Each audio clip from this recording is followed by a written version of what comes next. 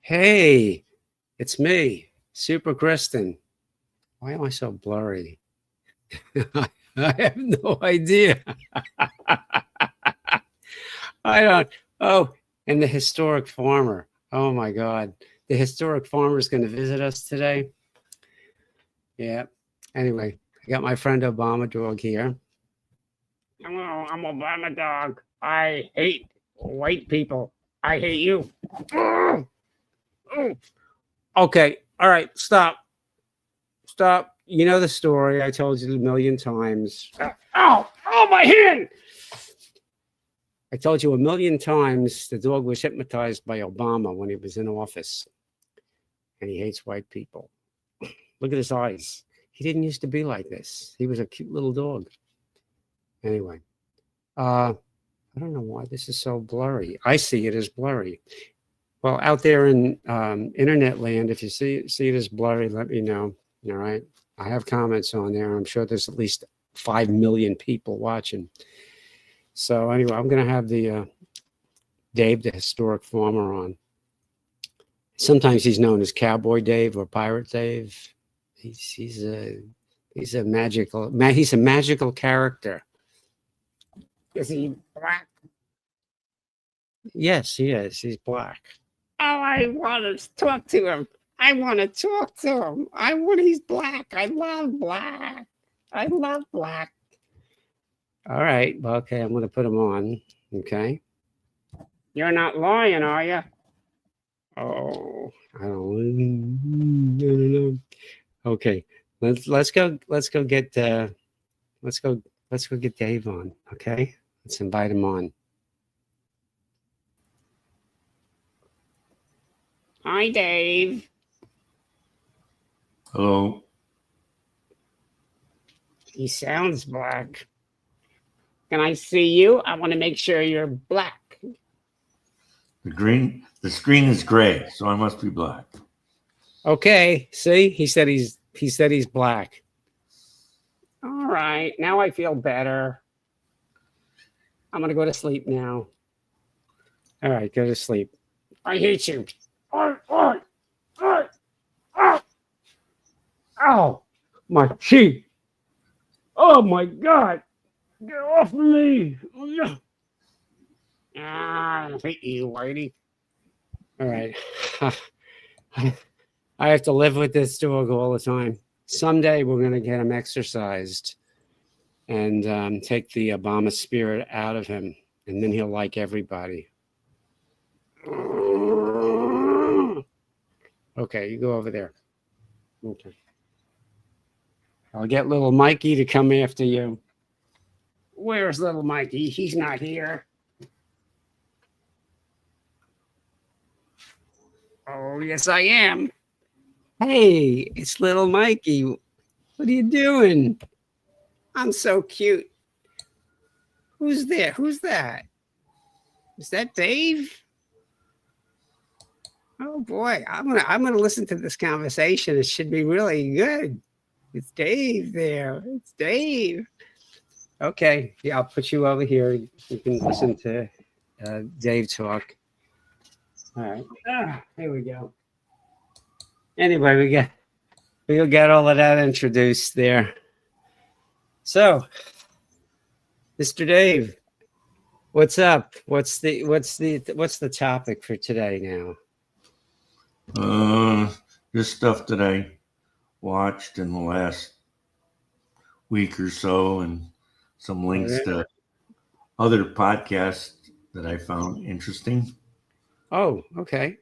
I found, I have chickens, and I found an interesting podcast called Crazy Chicken People, and another one, and they tell you about chickens. So.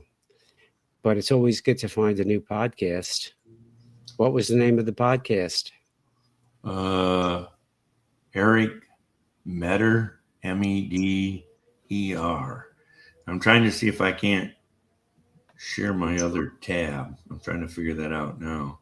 Okay. But you said it was Eric? Eric, yes. Eric Meder. So. Okay, well, you're trying to find that. What's it about? Is he?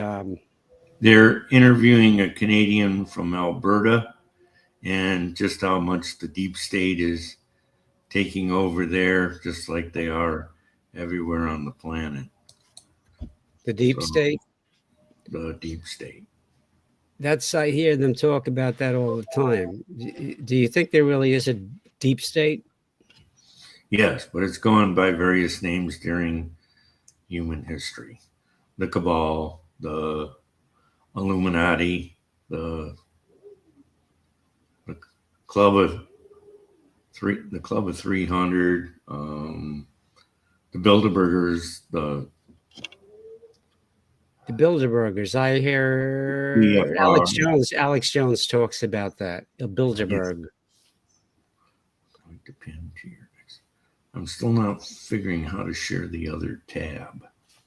That's okay. Take your time. Do we have So how's it going, everybody? We're can you excited hear about it at least? I hear it. we I got hear something. Yeah. Brian and Will with us. How you doing, Will? Very well, thank you, Glenn. How are you? Good. So we're so you're up in Canada. You're going to kind of give us a report on what's going on with Canada and really Canada has. If you look at Canada like 5 years ago or 10 years ago, it is such a different place now than it was back then, isn't it? I mean, it's just such a dramatic change. Yeah, Glenn, I mean, Canada's always been a socialist country, which some of us don't much care for. But Right. In recent years, yes, you're absolutely right. It's moved towards communist totalitarianism would be the right term. Yep. Yeah. I mean, it's you look at. I mean, we can see all of this stuff that's happening in the world is a globally coordinated event, and this is something that I think still most people don't understand. This is globally coordinated. What's going on? It's highly sophisticated, but there are some places that we can really see kind of the front lines of what's going on, and I think UK and Canada and probably Australia are really at the real forefront of what we can see is coming. I mean, obviously China, but in the Western world, Australia, Canada, UK, they're just going all in with this. So tell us a little bit more about what we need to know about what's changed in Canada. Wow. Okay. I think where we really should start, Glenn, is let's start with what the government's up to. And you're absolutely right when you talk about Canada, UK, Australia. We're kind of competing to see who can move towards globalist controlled totalitarianism as quickly as possible. Yeah. And so there's sort of different things that are happening. I want to talk about some of the bills and acts that have been passed in Canada in the last, 5 to 6 years. For your viewers, of course, who aren't up on Canadian politics, in 2015, Justin Trudeau was elected the Liberal Party of Canada. And of course, the Liberals have always been the most socialist party. Unlike the US, we don't have a two-party system, but effectively speaking, at the federal level, we do, because neither, the Liberals or the Conservatives have always formed the government. On a provincial level, we've had some farther left or right parties. But so anyway, so the last 10 years, we've been under the rule of the Liberals. And there's a bunch of bills that I want to talk about that I think your viewers are going to, quite frankly, be gobsmacked by that this is happening across the border from them. But let's talk right now about the three most egregious of them that are currently before the House, two of which have already passed the second reading, and that's Bill C2, C8, and C9. So let me tell you what those bills are, folks. Bill C2, which is called the Strong Borders Act, this would give the government and officials warrantless access to subscriber data, IP addresses from telecom and social media. So they could go to your internet service provider and they could demand all of your information from them without a warrant. They would allow Canada Post to open your mail without a warrant for any reason. Yep. It would empower non-police officials to conduct device searches. So any government official could demand that you hand over your phone, your laptop, your computer. Once again, no warrant required. That's supposedly under border security, which actually takes us back to something called Bill S7, the Custom Act Amendments, And once again, for your American viewers, if it starts with a C, it was put forth by an MP, a member of parliament, elected official of our federal government. If it starts with an S, it came from the Senate. And unlike in the US, our senators are appointed. Right now, about 80% of the senators in Canada were appointed by the Liberal Party and Justin Trudeau in the last 10 years. Our judges are also appointed, another problem. So let's go take back a look, just a little quick look back at S7. And these were Customs Act amendments that were passed in 2022, which allows Canada Border Services Agency to access personal devices without suspicion or judicial oversight. Wow. So if you're crossing the border and they demand that you hand over your device, you have to. And they don't need a warrant or a reason. 2024 report documented 10 cases of journalist devices accessed between 2022 and 23, with one of them losing confidential sources after Canada Border Services Agency shared the data with RCMP. Freedom Convoy organizers, some of your viewers will have heard of Tamara Litch, Chris Barber, the two who were primarily the ones who were organizing the Freedom Convoy and have been heavily persecuted for that. Tamara Litch had her devices seized when she crossed the border. So let's get back there. So that's Bill C2. Let's get into C8 and C9. And these are all, by the way, all of these could be passed by Christmas. And if they are, folks, Canada will become a police state. And for anybody who's confused about the difference between a democracy and a police state, it's quite simple. In a democracy, the police can arrest you if you've committed a crime or you're suspected of having committed a crime. In a police state, they can arrest you for any reason because they want to. And that's where we're headed in Canada. Tyranny. It's total tyranny. Yes, that's exactly what it is. Yep. So it's Bill C8, called the Critical Cyber Systems Protection Act. Any cabinet member, so once again, we're getting back to those MPs, we're not talking about the police here, we're not talking about any kind of law enforcement agency. This is cabinet members can secretly order internet phone shutdowns without any kind of judicial review. So if they don't like your communications, they can order that your connections to your phone, your internet, be shut off. There are fines of up to $50,000 a day for non-compliance. Or if you're a corporation, $1.5 million per day. So there's no reason for it. They don't have to give a reason. They can just say, well, we don't like what you're saying, so we're gonna shut you down. It's heavy censorship. Then we get to C9. And this is where it gets really crazy in Canada, folks. The hate acts in Canada, hate, quote unquote. This is the Combating Hate Act. I want to get into the part of this that people are going to find the hardest to believe. If you remember that old movie with, I call it an old movie now, Tom Cruise, called Minority Report, where they were arresting people in advance for crimes that they hadn't committed yet, that's what C9 would allow.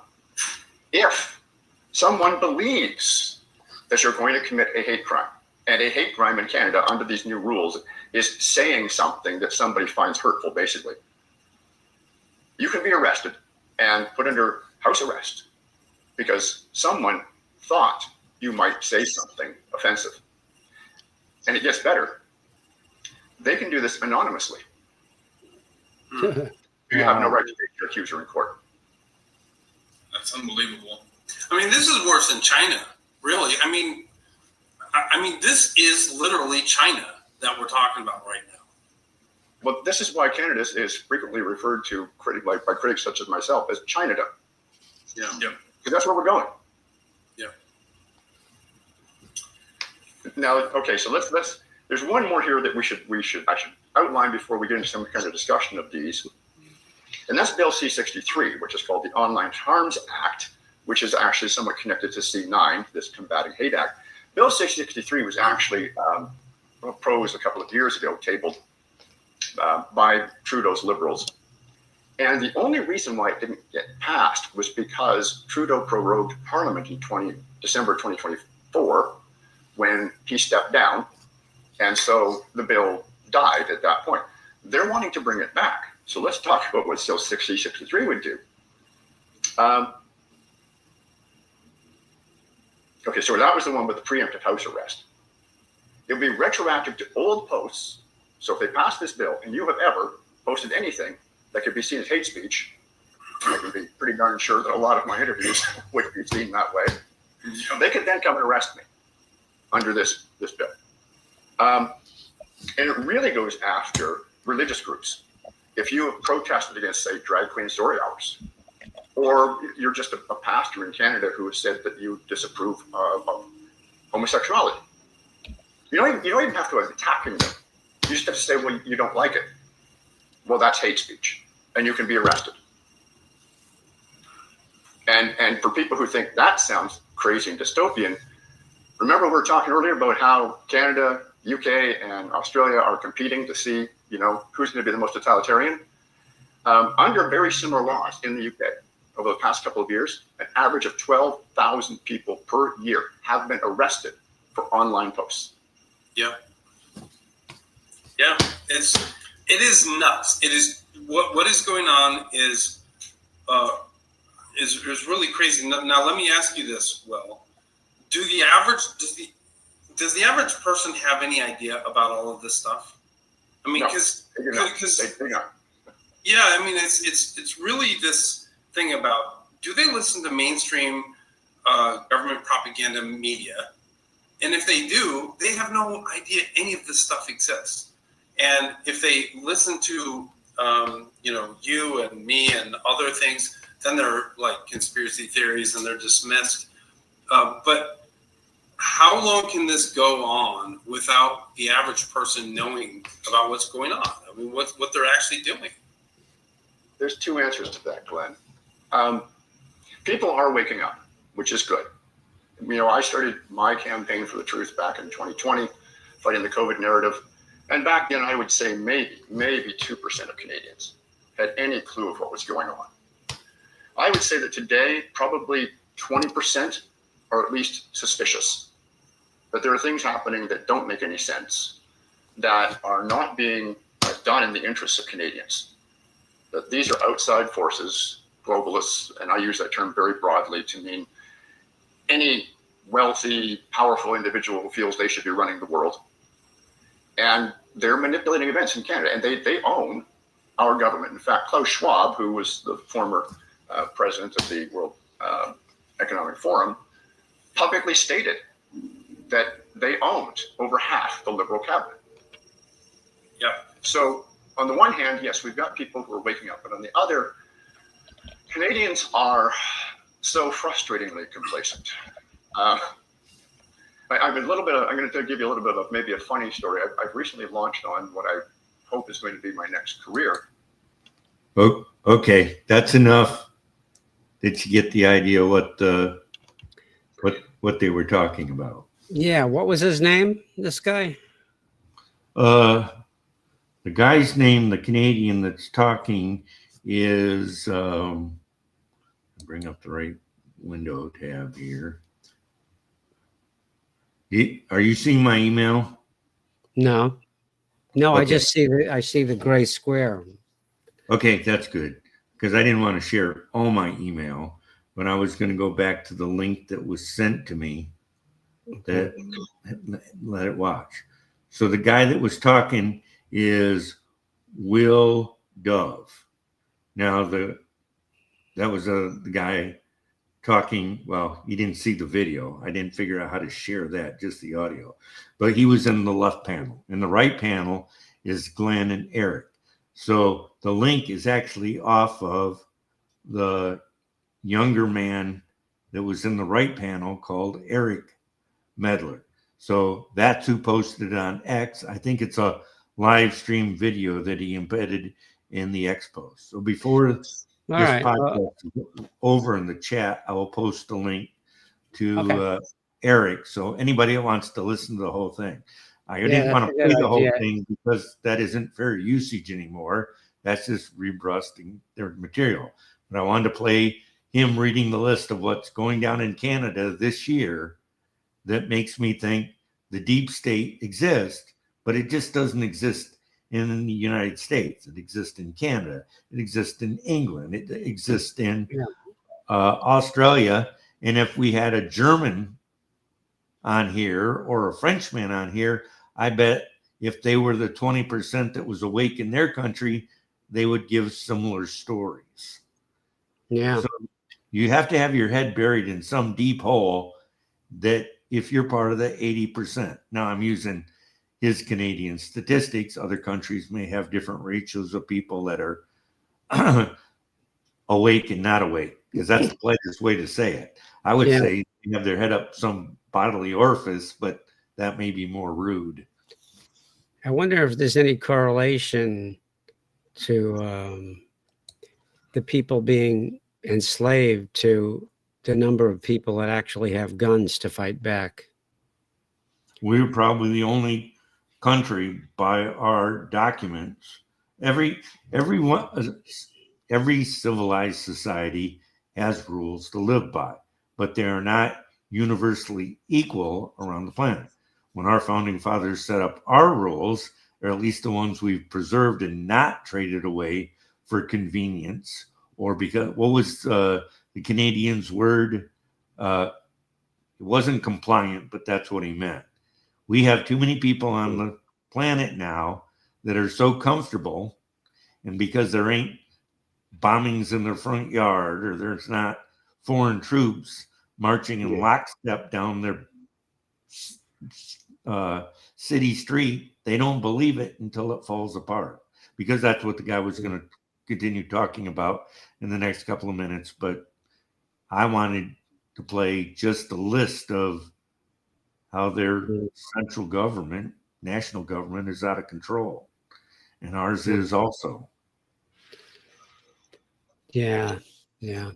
I have some chickens, and when I go out and feed them and the way they run around and stuff like that, they really remind me of these liberals. Just want to mooch off everybody and take your stuff. And I'm like that. I go out and the chickens are coming to me, give me food, give me this, give me that. And of course I do that, but they're chickens. They're not socialists or communists. When you get people that start acting like chickens, we got problems. Yes, they feel comfortable in the moment, and they deny the existence around us. And there's enough stuff.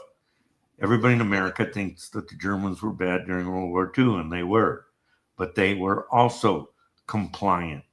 They just believed whoever was in power, they were to march in lockstep to whatever the central authority said. And we have enough history, even if we only counted the details of the 20th century, that compliant societies that believe anything that they're told end up being a slaughter pit, right? Yeah. I hope it doesn't get that bad here. I think that that most people that have been brought up here for a while and know what freedom is, and they could see on the news or internet what's going on in other countries, and they realize how good they got it here. I think that a big majority of the people here really know what freedom is and believe in it. I just think that they manipulate the advertising and what you see on TV and on the internet to make you think that all of these people, rioting in the street or something like that is like most of the country, when really it's just a couple of thousand people that are paid off, and they just put them on the news every second to try to brainwash people. Well, I was talking offline to you about me getting, you gave me a TV set. I already had one, but you had one that was cluttering up your house, and I wanted to use it for a project in the future. But in the meantime, because I got a bigger TV screen that I moved from my last place that I live, but I need to reinforce the TV stand. The floor isn't even everywhere, and the table rocks a little bit, and I need to firm it up. I got a wooden floor, but the wooden floor, various places, is not as level as other places.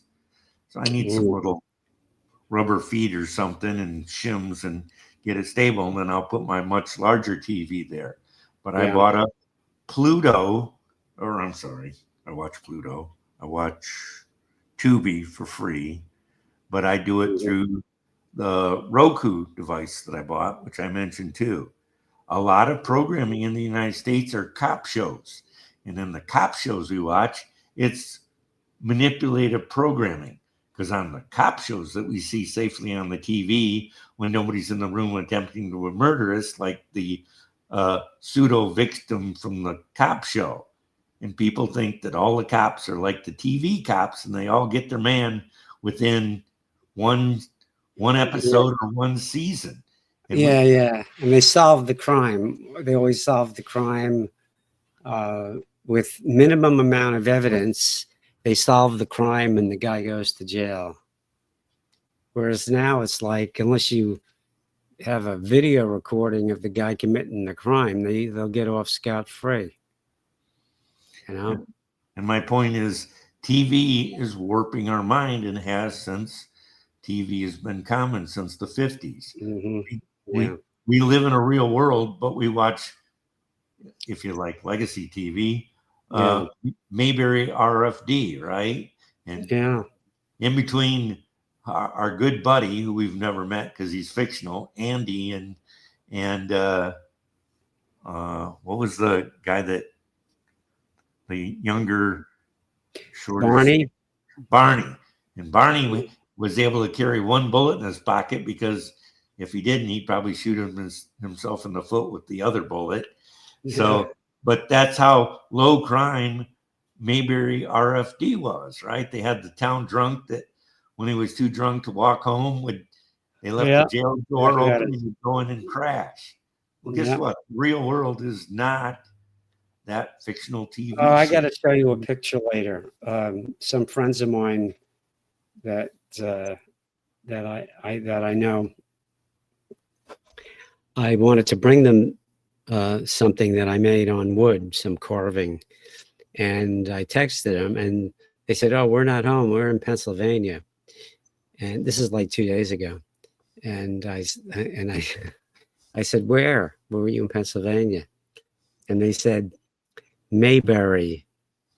And it wasn't really called Mayberry, the town, but it was a small town that I guess there's a part of it that they make look like Mayberry on TV, probably as a tourist attraction or something, Yep. And so she sent me a picture of her husband sitting behind the sheriff's desk. That would be Andy Taylor, the sheriff in Mayberry on the series.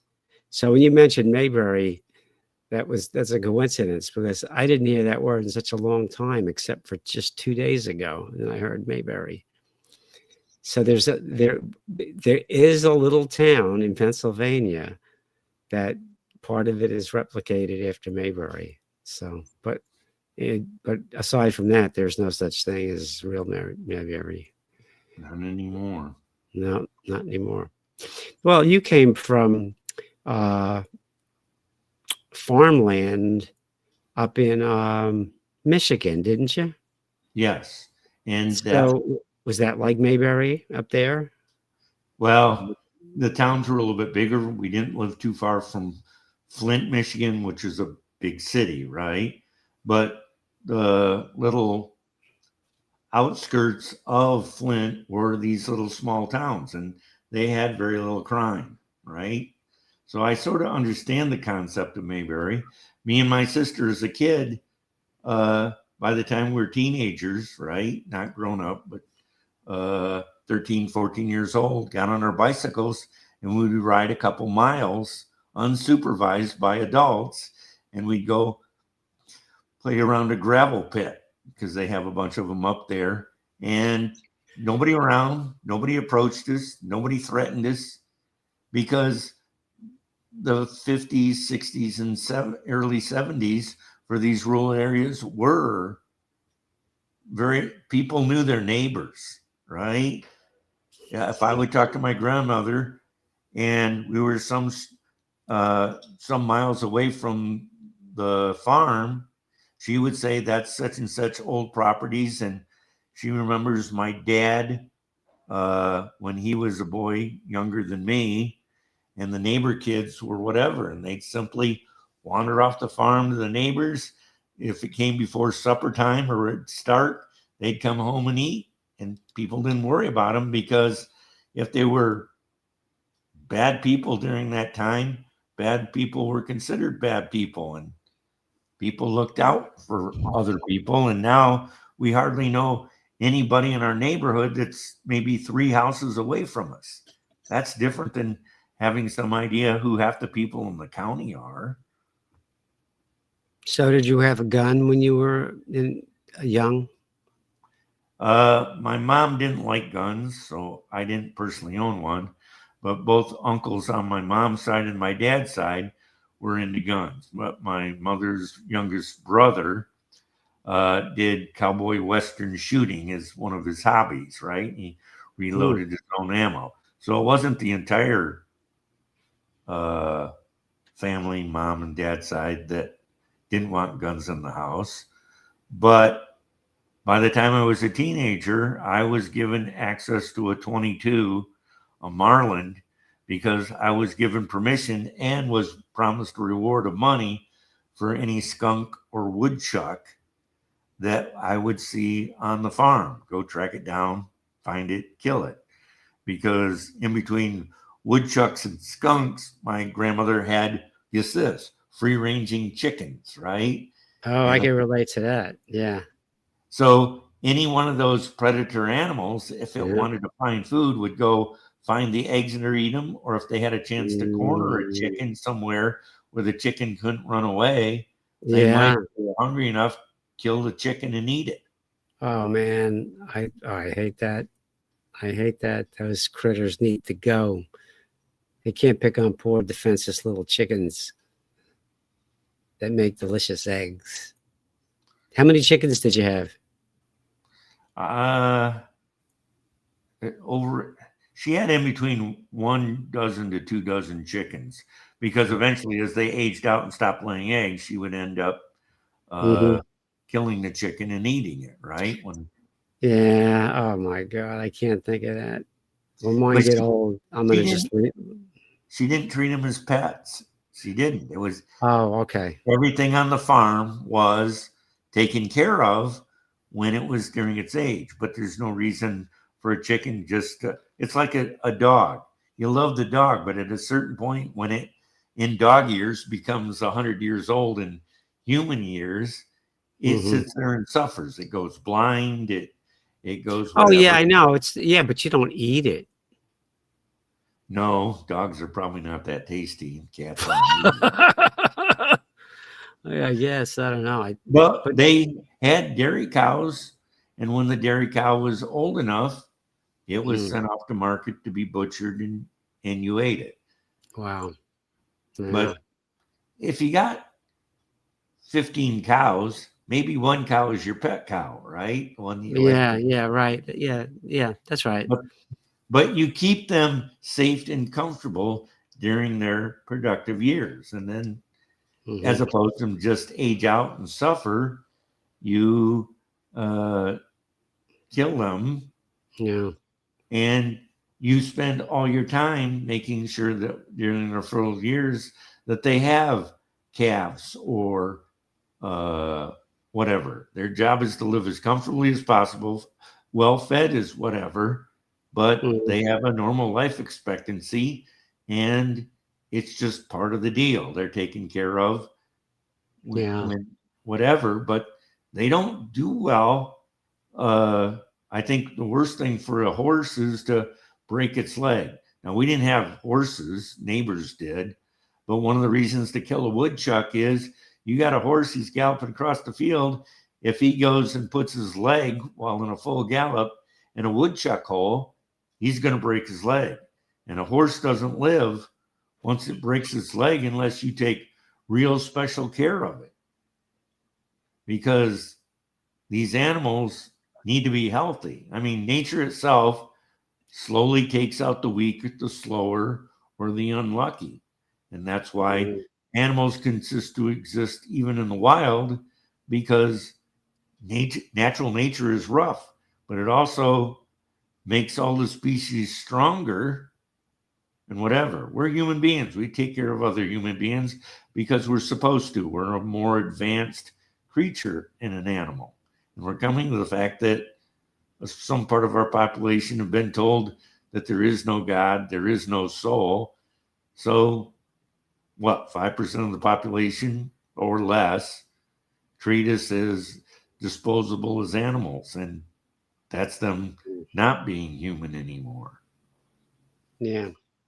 Well, there's also, as far as humans go, I noticed that a lot, all over the world, like Christians are being killed, and I sometimes wonder if, and the reason for that is they never fight back. They just say that, I'm gonna die and go to heaven, and this and that, and they don't fight back, which is, like, if you want to call it, it's easy prey for the people, the crazy people that want to kill them. And I don't know. I sometimes wonder if this might sound really radical.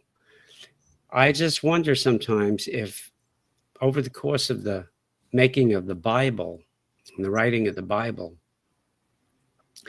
in the Old Testament, the Christians fought back. I believe they did anyway. Well, once you go back to the Old Testament, you're not talking about Christians anymore. You're talking about Jews and other ones. Yeah, I guess. But they still, if you go back to what the Jews were taught, is they defended their own tribe.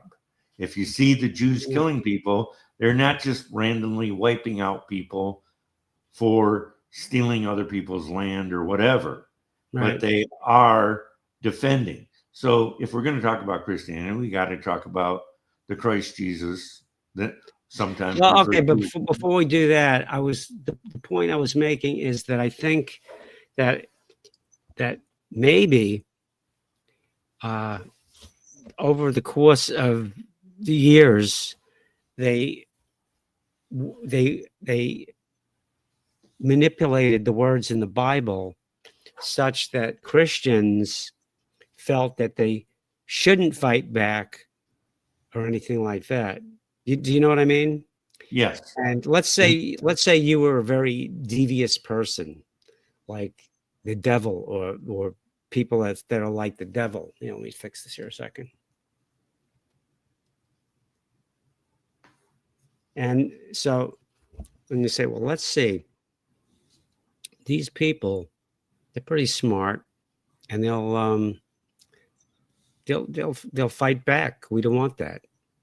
We want them docile, so we could slaughter them. So we're going to manipulate the words in the Bible to tell them that they should be that way, be docile, and just be happy that they're going to heaven later and stuff like that. And then after, over hundreds of years, that's out, and people read that, they do that. Yes. And the evil people that manipulated the words in the Bible to have people believing that you shouldn't even defend yourself, win, if for lack of a better word, they win by killing all the Christians. Yes. So when did this happen? Within the last 200 to 300 years. We've had false preachers masquerading themselves as Christians, and this doctrine did not exist.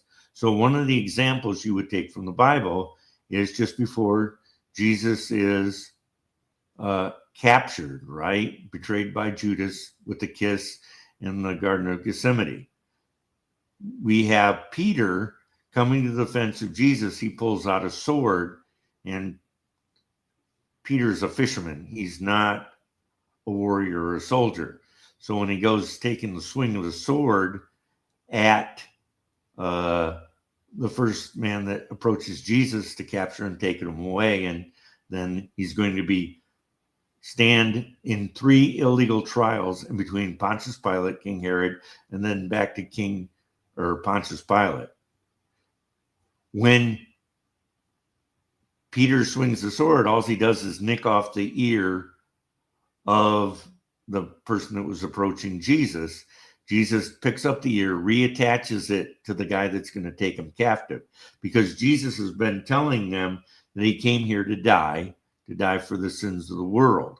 And Peter still wants to believe that since he believes Jesus is the Christ, that the Jews are going to now be the military leaders of the world.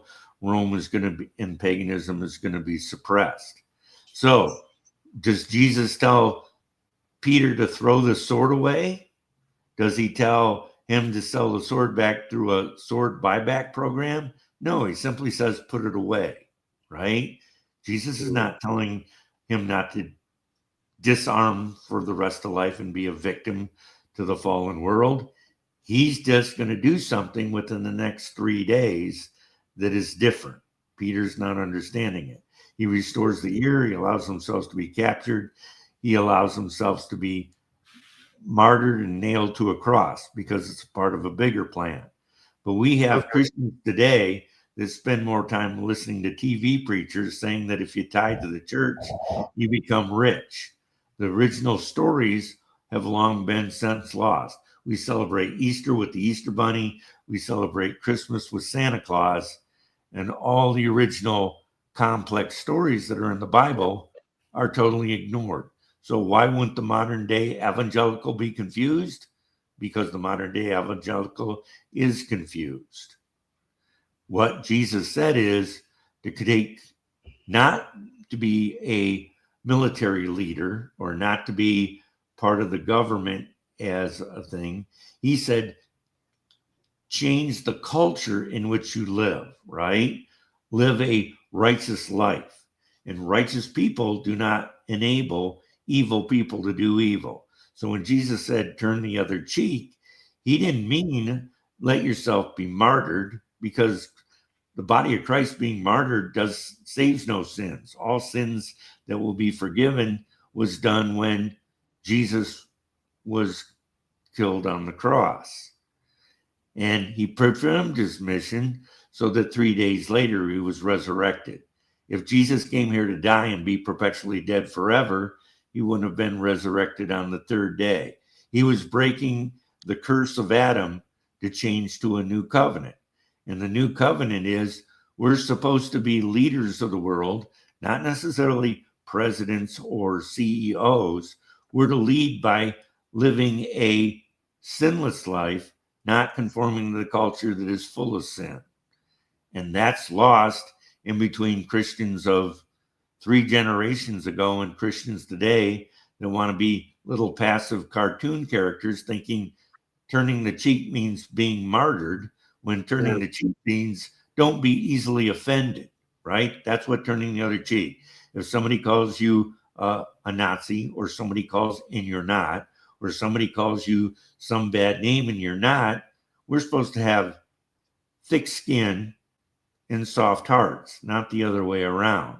Thin skins and hard hearts. So that's my little micro sermon, but it is on topic to what you asked. Yeah, that was pretty good, Dave. I like that. That's what I like. This podcast gives the viewers a little bit of everything. You never know where it's going to go. You never know.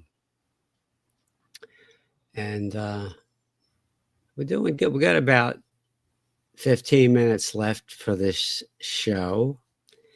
There are any things that you want to talk about, maybe a little bit now, and just to give a teaser on some of the stuff that you'd be talking about in future podcasts? Well, some of the teasers I want to do needed my camera hooked up, and my living room was a mess from all the boxes from Walmart and Amazon, so I didn't want to hook the camera up to show you the clutter I've allowed to accumulate the last 2 weeks. But I do have a cowboy hat, some pirate shirts, my video camera, that I bought for $40 that I need to play with, and that will be some trinkets I want to show off and show and tell. So maybe we can do that 2 days from now or by next Monday, because this month we're supposed to be car work, and I didn't get all the car work done. Okay. Well, this is like the very first episode here that I'm doing. I put a couple of other ones on X for different things. Sometimes I would be at a political thing and I would live stream it or whatever. But this is going to be the real deal, the real podcast, and we hope to get some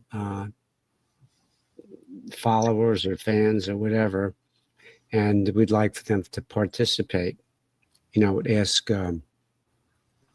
Ask questions while we're doing a live stream. Right now, it looks like I'm going to my YouTube channel and X channel. So I don't think anybody's even watching it right now, but I think that hopefully as time goes on, people might see it. I still have to learn how to use this program. This way I can make the titles more definitive of what we're talking about. This one here, I didn't put a title because I didn't know what we were going to be talking about. But it's an interesting conversation going from some different things. But once you leave the mainstream media in their narrative, there's all sorts of small podcasts like the one I just showed with the Eric Meter and his dad, but they're just people that aren't following the mainstream media doctrine. And this is really where modern day truth is. Foot soldiers in society that are sharing what they run across as they see a culture that is not as sane as what our parents, grandparents, and great-grandparents experienced. Yeah. I want to try to make it this podcast maybe a little different. I don't know how, because it's almost like there's 100 podcasts out there and they're all good, but they all kind of say the same thing. And it's sort of like there are certain hot topics of the day that people feel, people that have a following feel obligated to cover, even though everybody's covering them, instead of something else that might be interesting, because there's a lot of interesting things that are maybe behind the scenes that they don't talk about. I know Alex Jones seems to talk about a lot of stuff that is, I never thought about that, or like, things that are behind the scenes that shape what's going on in the news, not just what's going on in the news, but the things that are shaping it, maybe the personalities of the people or whatever. I don't know. So I'm thinking that there might be a niche for that.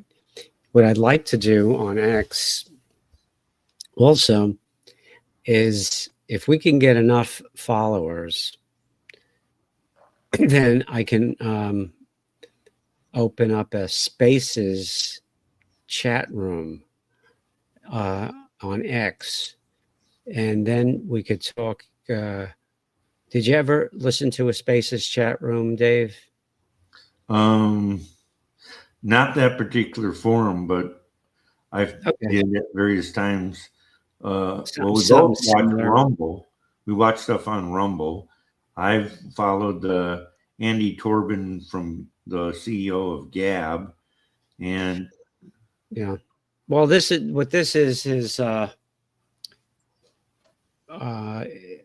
think you could do it if you go on to X and you if you click on your what do you call it, on your picture or something. Anyway, if you can get to something that says spaces and click on that, sometimes late at night, I'll listen to it. There's different channels, and some people they might be talking about things, you know, going on in the world, in Europe and Africa, here, Australia, different places in the world. And there's about 100, 200, 300 people sometimes listening at the same time. And people have an opportunity to either just listen anonymously or to participate. And I find it interesting because when you hear people talking about certain topics, they live there. It's like people from all over the world are in that stream. So like I remember about, I don't know, close to a month ago, there was people talking about the in England or Great Britain, you know, how they're trying to force people to keep their mouths shut, not, you know, not when they see stuff, don't say anything because otherwise they'll be called prejudiced or something and put in jail even over some stupid stuff. I mean, we think it's stupid, but anyway, one of the guys in the Spaces forum got a chance to talk, and he was talking about how it is over there, and he says it's gonna happen in a few weeks. And I think it was just last week or something, there was a big crowd, a big protest crowd there. But this way you hear it directly from the people that live there, not a newscaster on TV saying, oh, things are heated in Great Britain and something might happen and stuff like that. You know, you hear it right from the horse's mouth, from the people that actually live there. So I would like to have a chat room like that, but you need 600 followers, I believe, in order to do that. And at night, sometimes when I want to go to sleep, there's a couple of ways I can go to sleep. Either I'll listen to like talk radio, like John Wells or something on at night. But sometimes I don't care to listen to whatever the topic is they're talking about. Maybe I heard so much about it. And then I might go to Spaces and I'd listen to just people talking. Now, some of the channels are, let's call it jive crap. And I'll just leave it at that. It's a bunch of jive talk, jive crap. Nothing really, nothing really interesting in that. But other conversations are pretty good. And then another thing I would do sometimes, if I don't feel like listening to that, is I just turn on the ham radio and try to find a station where people will be talking once in a while with a little static in between. And, you know, you hear the static and all of a sudden you hear somebody talking, because I know, you know, you're into ham radio, and it's kind of relaxing. You hear people talk and then you hear the static. And you hear somebody talk. You never know when somebody's going to talk. So sometimes I find that relaxing to go to sleep. You know, how about you? Well, I'm a ham radio guy. Yes. I spend more time listening to VHF and UH stuff than HF, even though I have more than 2 HF radios now. But in the 90s, I listened to shortwave, which is the same frequency ranges, but it's broadcast. So probably the most broadcast I remembered is, and I had a military radio. I had a R392 at the time, and it was a 2-base rig, and it ran on 30 volts. And I had a long wire thumbtack to the ceiling in my apartment. So one night I'm playing with my computers, because that's what I did, and I had the radio on in the background like you. And one of the English-speaking stations comes up, and it said that Princess Diane had been in an automobile accident in a tunnel as the paparazzi was chasing her. It was another 4 hours before the local AM radio station came on in the morning and reveals the same info. But you're, like you say, you're listening to unscripted, unfiltered mainstream media news, and you learn stuff quicker, faster, and you just stumble across it.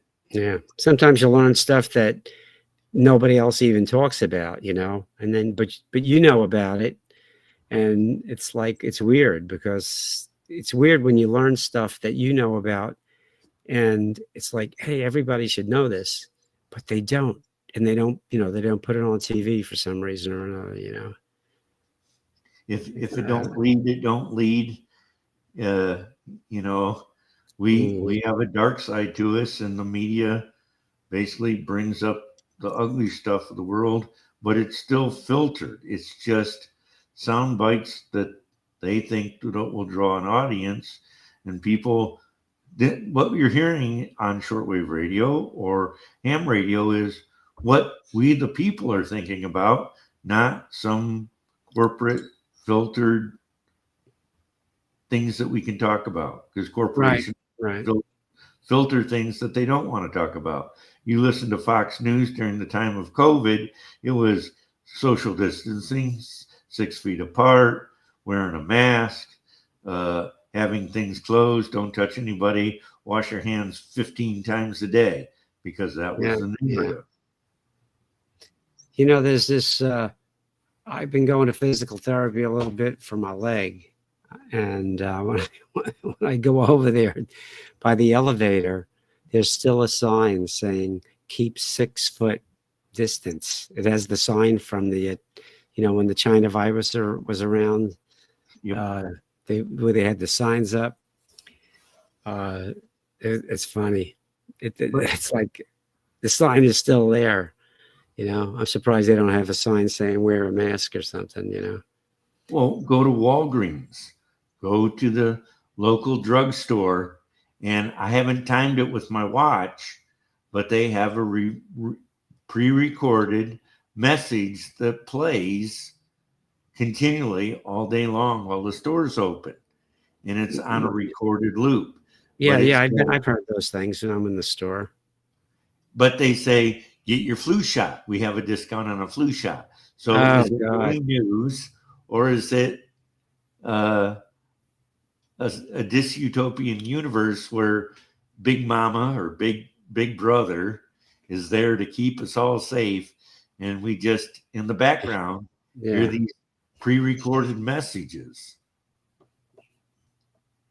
and it becomes ingrained in our head. It's psychological warfare. It's just softly peddled psychological warfare. Yeah, I used to years ago. I would sometimes go for a flu shot. To me, it didn't make a difference one way or another. If something was going around, you're gonna get it. Eventually you're gonna get it. They say, well, it doesn't hit you as hard, but you don't know that because the flu shot they give you is only good for one variation of a flu anyway, and there's 5 or 10 out there. You might get a different one, but after the China virus came and they had that what is it, the COVID vaccine? After that came out and you saw the harm it was doing to people, it was like, I'm glad I paid attention before I went and got one, because I would have got one. I would have got one like a lot of other people. But anyway. Well, listen, I'm going to sign off now. And we're going to see how this one goes. And we'll try another one soon. And pretty soon we'll try to have a steady time, because people like to have steady times for things, for their favorite podcasts. And I'm sure that we will become everybody's favorite podcast. So, Joe Rogan, watch out. Watch out. We're coming for you. Anyway. All right, Mr. Dave. I'll talk to you later. Okay. Okay. Thanks for coming on. Okay. Later. See you later.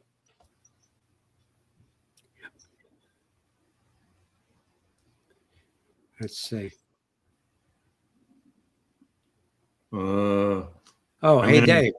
I'm going to leave it connected. We recommend you stay in studio until all recordings have successfully uploaded. So I'm done, but yeah, I'm going to leave the window open until it says that it's Good. Yeah, I meant to tell you that. I'm going to do the same thing. I'm going to click right now to end the stream. And then something's going to come up like don't close the window. Let it do its upload. So, all right. So I'll talk to you later. okay. Okay. See you later.